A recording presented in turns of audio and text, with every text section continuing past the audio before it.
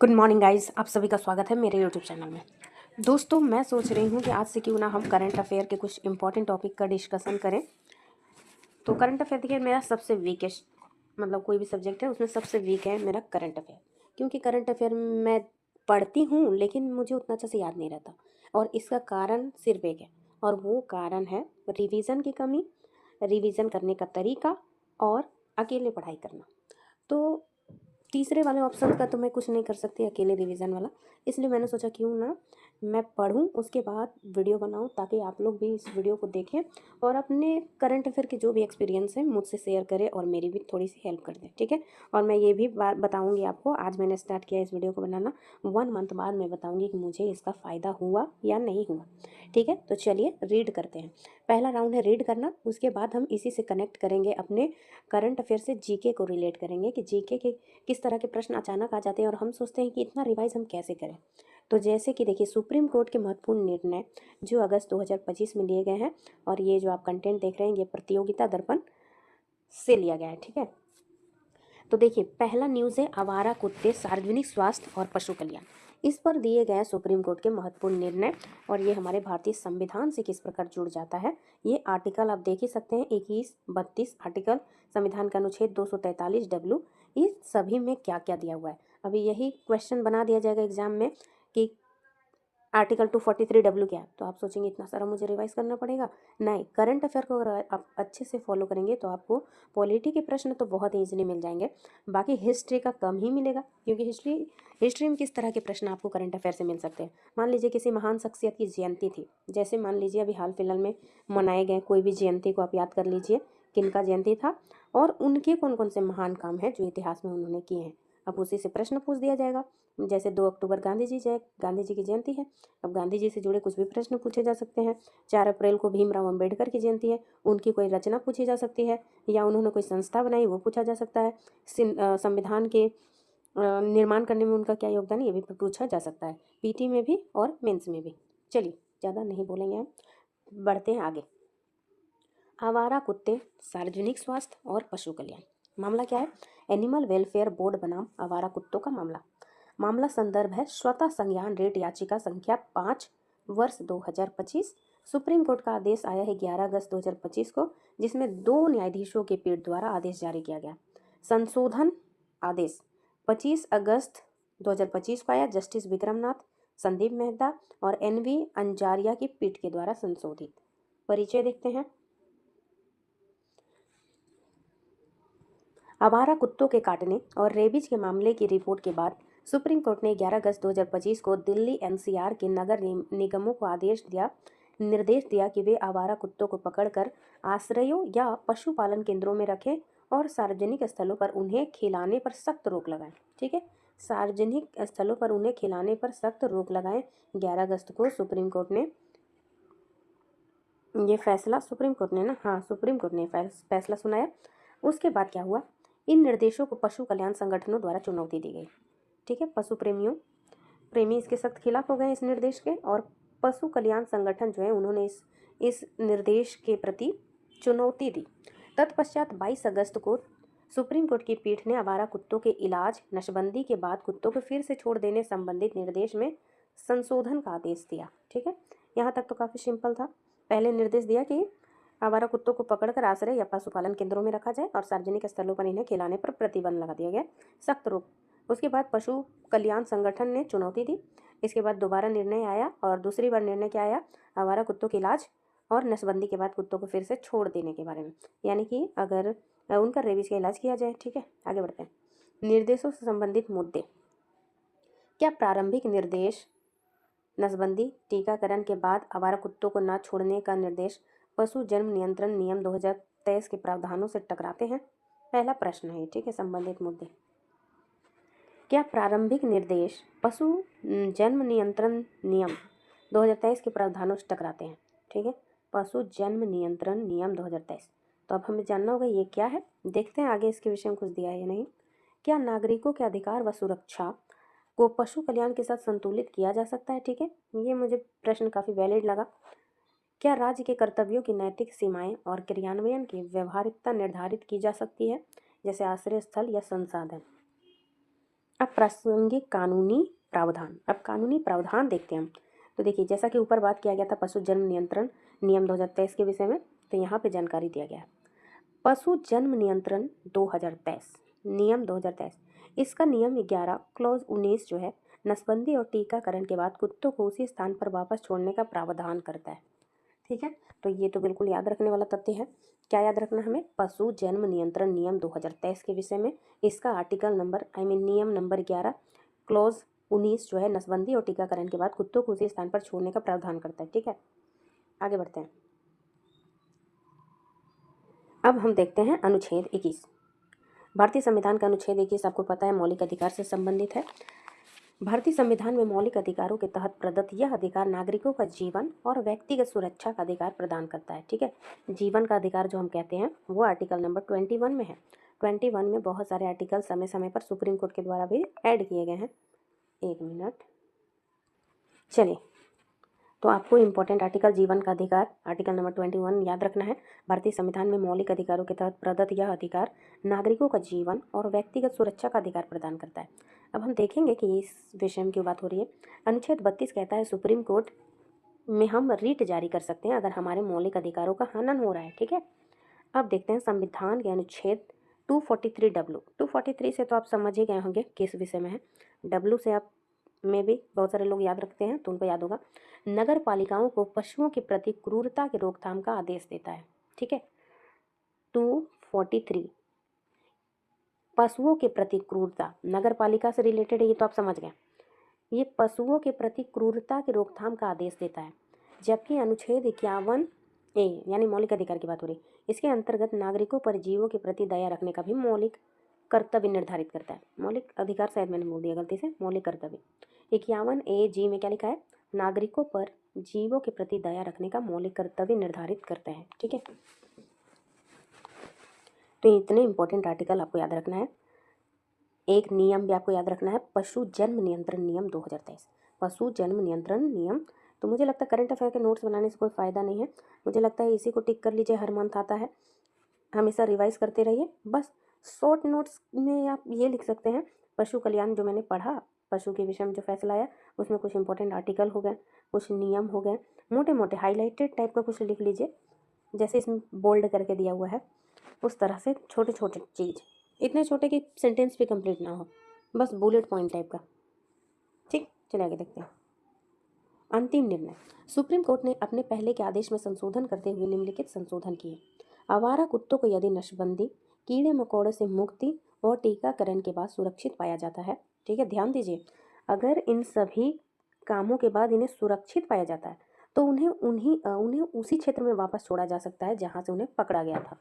लेकिन ऐसे कुत्ते जो व्यवहार से आक्रामक है, उनमें रेबीज के लक्षण हो, उन्हें वापस नहीं छोड़ा जाएगा। ठीक है, क्योंकि जनता का भी स्वास्थ्य भी देखना है, इसके साथ ही उनकी सुरक्षा भी देखनी है। ऐसे कुत्ते अगर छोड़ दिया जाए इस नाम पे कि कुत्ते के भी कुछ राइट्स हैं, तो वो दूसरे के लिए खतरा बन सकती है। इसलिए अगर उनमें ऐसा व्यवहार देखा जाए कि वो आक्रामक है, उनमें रेबीज के लक्षण हैं, तो उन्हें वापस नहीं छोड़ा जाएगा। ठीक है, सार्वजनिक स्थलों पर कुत्तों को खाना खिलाना प्रतिबंधित रहेगा। इसके लिए निर्धारित फीडिंग जोन बनाए जाएंगे। ठीक है, बनाने होंगे, फीडिंग जोन बनाने होंगे। नगर निकायों को सुरक्षित आश्रय स्थल, पशुपालन केंद्र और निगरानी तंत्र विकसित करने के निर्देश दिए गए हैं। नगर निकायों को सुरक्षित आश्रय बनाने, ठीक है, सुरक्षित आश्रय स्थल, पशुपालन केंद्र बनाने और निगरानी तंत्र विकसित करने के निर्देश दिए गए हैं। बहुत ही अच्छे निर्देश दिए हैं। संशोधित निर्देश के पीछे तर्क अब सुनते हैं हम, सुप्रीम कोर्ट का क्या तर्क है। सर्वोच्च न्यायालय ने अपने आदेश में माना है कि मानव जीवन और स्वास्थ्य की रक्षा करना एक महत्वपूर्ण उद्देश्य है, विशेषकर कुत्तों के काटने और रेबीज के मामले में। इससे पूर्व सर्वोच्च न्यायालय ने जल्लीकट्टू मामले 2014 में जीवन और स्वतंत्रता के अधिकार की व्याख्या पशु पर लागू होने के रूप में की थी। अनुच्छेद 21 में जो है जीवन का अधिकार, आपको पता है, जीवन स्वतंत्रता का अधिकार। तो 2014 में जल्लीकट्टू मामले में, तो देखिए यहाँ से जल्लीकट्टू किस राज्य में मनाया जाने वाला फेस्टिवल, ये भी पूछा जा सकता है। जीके बनाने की कोई सीमा नहीं है। ठीक है, तो सर्वोच्च न्यायालय ने जल्लीकट्टू मामले में 2014 में जीवन और स्वतंत्रता के अधिकार की व्याख्या पशुओं पर भी लागू होने के रूप में की थी। अतः कोर्ट ने कानून की व्याख्या करते हुए मानव सुरक्षा और पशु कल्याण दोनों के बीच संतुलन बनाने की कोशिश की है। तो देखिए यहाँ देखिए, मुझे तो काफ़ी अच्छा लगा ये निर्देश। इसमें मानव भी सुरक्षित महसूस करेंगे और पशु भी सुरक्षित महसूस करेंगे। साथ ही पशु प्रेमी जो लोग होते हैं, मुझे लगता है उनको भी ये निर्णय काफ़ी अच्छा लगा होगा। अगर कुत्ते की इलाज कर दी जाए और वो लोगों के लिए सुरक्षित है, किसी प्रकार की खतरा नहीं है, तो उन्हें आज़ाद छोड़ दिया जाए जहाँ वे थे पहले और अभी। साथ ही जहाँ तहाँ जो खाने देने की व्यवस्था है, ये सब नहीं होगा। उनके लिए स्पेशल जगह है, फिक्स है, वहाँ पे आप खाना दीजिए, वहीं पे खाना खिलाइए, ठीक है। फीडिंग जोन का निर्माण करने की बात हुई है। और साथ ही उनके आश्रय, सुरक्षित आश्रय स्थल देखना, उनके पशुपालन का केंद्र और निगरानी तंत्र विकसित करने का निर्देश किसे दिया गया है? नगर निकायों को, ठीक है। मुझे इससे यही समझ में आया।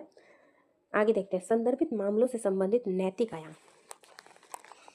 तो एक चीज़ और मैं नोटिस कर रही हूँ, जैसे मैंने पहले पढ़ा तो मैं इसको इस तरह से पढ़ रही थी कि एग्ज़ाम में कोई क्वेश्चन आ जाएगा तो मैं कैसे इसका जवाब दूंगी।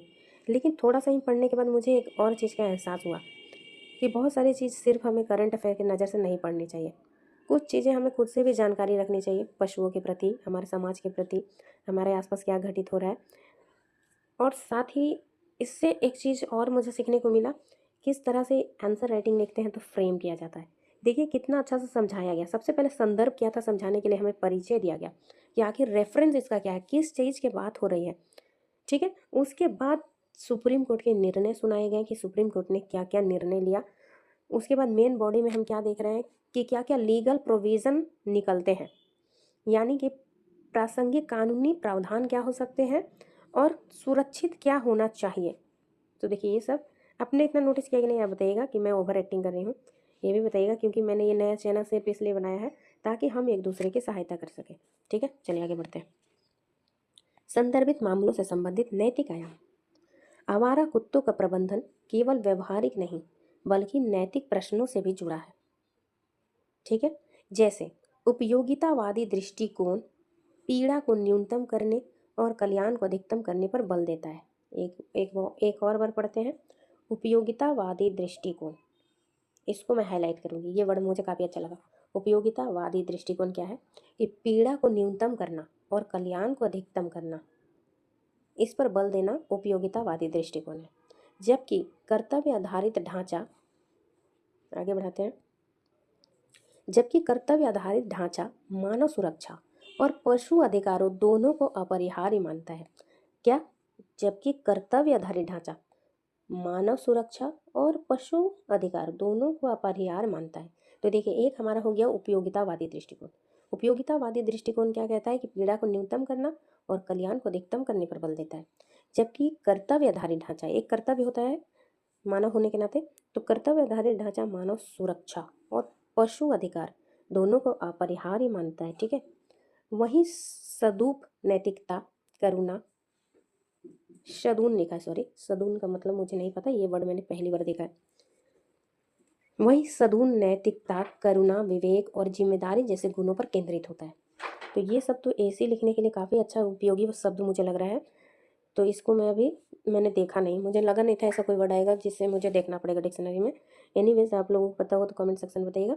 इसके बाद मैं इसको सर्च करके देखूंगी सदून क्या होता है। सदून नैतिकता करुणा विवेक और जिम्मेदारी जैसे गुणों पर केंद्रित होता है। नीति निर्माण में करुणा और सुरक्षा से टकराव। नीति निर्माण में करुणा और सुरक्षा के टकराव तथा व्यक्तिगत बनाम सामूहिक अधिकारों के संतुलन को चुनौती सामने आती है। संतुलन चुनौती, अब देखिए सरकार नीति निर्माण कर रही है, ठीक है, तो उसमें करुणा और सुरक्षा का टकराव है। करुणा मतलब जानवर के प्रति हम करुणा दिखा रहे हैं और दूसरी तरफ मानव को सुरक्षा को खतरा हो गया। बहुत सारे वीडियो आजकल देख रहे होंगे आप, अचानक से जानवर, अच्छा खासा बच्ची खाना खिलाने जा रही थी जानवर को, जानवर ने उस पर अटैक कर दिया, तो उसकी सुरक्षा तो खतरे में हो गई जबकि उसने करुणा दिखाया था। तो नीति निर्माण में करुणा और सुरक्षा में टकराव होता है, ठीक है, तथा व्यक्तिगत बनाम सामूहिक अधिकारों के संतुलन को चुनौती सामने आती है। सारांशता आवारा कुत्तों के प्रबंधन में जिम्मेदारी सरकार के साथ साथ पालतू पशुओं के मालिकों और समुदाय की भी होती है। एक मुझे वीडियो याद आ गया, जो लिफ्ट में जा रही थी एक लेडीज़, ठीक है, लिफ्ट में एक लेडी जा रही थी, उसके हाथ में एक छोटा सा कुत्ता था और उसी लिफ्ट में एक छोटा बच्चा चढ़ा और कुत्ते ने बच्चे को काट लिया और वो लेडीज़ हंस रही थी। कितना दुखद मुझे ये लगा था, बच्चा रो रहा है चिल्ला रहा है लेकिन वो लेडीज़ कुछ नहीं, उसने यहाँ तक कि उसकी फैमिली को बताना भी ज़रूरी नहीं समझा कि कुत्ते ने काट लिया। मान लीजिए उस बच्चे को कुछ हो जाएगा तो कौन लेता उसकी जिम्मेदारी। हालांकि इस पर कार्रवाई हुई थी लेडीज़ पे।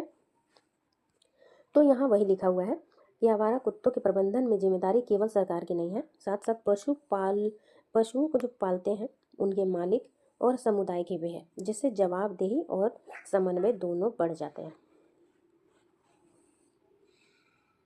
अब देखते हैं नेक्स्ट। अब वैक्यूम इफेक्ट क्या है? आवारा कुत्तों के प्रबंधन में वैक्यूम इफेक्ट क्या है? ये मैं भी पहली बार पढ़ रही हूँ ये आर्टिकल। देखते हैं क्या है और मैं क्या समझती हूँ। वैक्यूम प्रभाव से तात्पर्य जब किसी क्षेत्र से स्वच्छंद यानी घूमने वाले कुत्ते को हटा दिया जाए, मतलब गायब कर दिया, हटा दिया जाए, तो उनके स्थान पर नए कुत्ते आकर बस जाते हैं। यह इसलिए होता है क्योंकि खाने का स्रोत, कचरा और स्थान खाली हो जाते हैं, जो नए कुत्ते को आकर्षित करता है। अतः सिर्फ कुत्ते को हटाया काफ़ी नहीं है। जब तक कचरा प्रबंधन और खाने के सोर्सेज को नियंत्रित ना किया जाए। ओह, तो मैं समझ गया वैक्यूम इफेक्ट, काफ़ी इजी लगा। अगर ये स्थान ठीक है, यहाँ पे मान लीजिए 4 कुत्ते थे, तो कुत्तों को देखिएगा आप, अपना ग्रुप होता है, दूसरे कुत्ते आते हैं तो ये लोग भौंकने लगते हैं, उन्हें भगा देते हैं। तो ये चारों कुत्ते हट गए, ठीक है। ये कुत्ते वैक्यूम इफेक्ट में क्या होगा, इन कुत्तों को मान लीजिए हटा दिया जाए, तो ये सारा जगह तो खाली हो गया, अन्य कुत्तों के लिए फ्री हो गया। उन्हें तो कोई कुछ बोलेगा नहीं, क्योंकि कोई कुत्ते हैं ही नहीं उन्हें डराने के लिए। तो वो कचरा से अपने भोजन तलाश करने के लिए वो आ जाएंगे, या फिर आवास तलाश करने के लिए वो आ जाएंगे। तो वैक्यूम इफेक्ट में यही बोला जा रहा है कि केवल कुत्तों को हटाना काफ़ी नहीं है, ठीक है। सिर्फ कुत्तों को हटाना काफ़ी नहीं है, जब तक कचरा प्रबंधन और खाने के सोर्सेज को नियंत्रित नहीं किया जाएगा। वहाँ खाना पड़ा है, कचरा पड़ा है, तो कुत्ते आएंगे ही। नेक्स्ट, आवारा कुत्तों के प्रबंधन में वैश्विक दृष्टिकोण। अब हम वैश्विक दृष्टिकोण देख लेते हैं, विश्व स्तर पर क्या चल रहा है। वैज्ञानिक शोध दर्शाता है कि आवारा कुत्तों का स्थायी प्रबंधन केवल उनके स्थानों से हटाने से संभव नहीं। आवारा कुत्तों वैज्ञानिक शोध दर्शाते हैं कि आवारा कुत्तों का स्थायी प्रबंधन केवल उनके स्थानों से हटाने से संभव नहीं है। ये वैज्ञानिक शोध दर्शाते हैं, क्या दर्शाते हैं? कि आवारा कुत्तों को स्थायी प्रबंधन केवल उनके स्थानों से हटाने से संभव नहीं है। नीदरलैंड ने नसबंदी और सख्त स्वामित्व कानून से इनमें सफलता पाई है। नीदरलैंड के एक्सपीरियंस की बात करें तो नीदरलैंड ने 2 काम किए हैं, नसबंदी और सख्त स्वामित्व कानून, उनके मालिक से जुड़ा हुआ कानून, इससे सफलता पाई है।